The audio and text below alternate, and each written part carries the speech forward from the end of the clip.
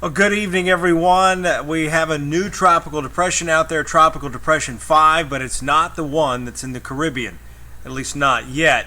Probably have that by tomorrow morning. Here's what we're watching with the tropics. We've got this area of low pressure developing in the Caribbean, likely going to cross the Yucatan Peninsula over the next 24 to 48 hours.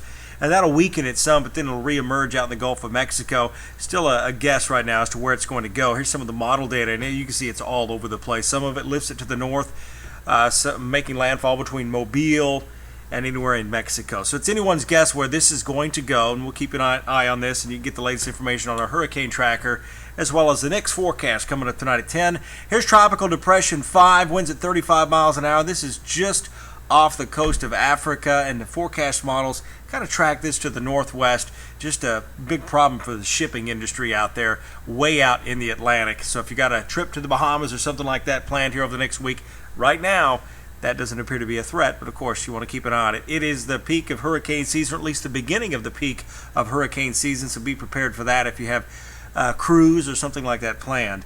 Anything coastal. 69 in Huntsville here shortly after 9 o'clock, 66 in Louisville. It is just a fantastic night out there. Wish I could have would have been able to go out and do some walking out there this evening. High pressure to the north in the Ohio Valley. The front that brought all the cooler weather in here has stalled near Montgomery, and the problem is that energy is going to come through the atmosphere tomorrow and try to lift that back to the north. The only thing keeping us from seeing rain late tomorrow morning is this area high pressure is bringing in the drier air, and that's going to evaporate some of the moisture. But look for increasing clouds tonight. Here's 7 o'clock tomorrow morning. That looks pretty dry, but maybe a few sprinkles by the lunch hour. You see this depicted right across the Huntsville, Decatur, Athens metro areas.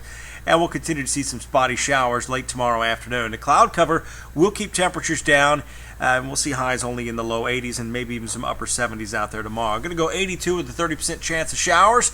And as we get into Friday and Saturday, shower and thunderstorm chances increase, but they're still not set in stone on this rain.